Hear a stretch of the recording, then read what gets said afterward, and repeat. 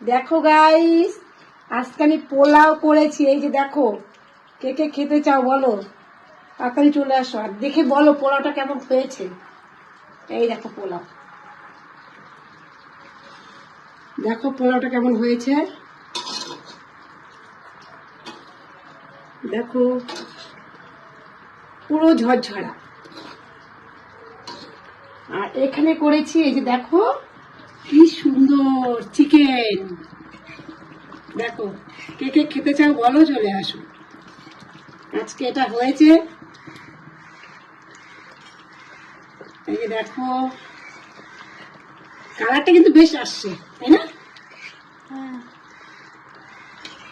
কালারটা সুন্দর হয়েছে। এই যে আর সাথে চিকেনের সাথে আজকে পোলাওটা খাওয়া হবে।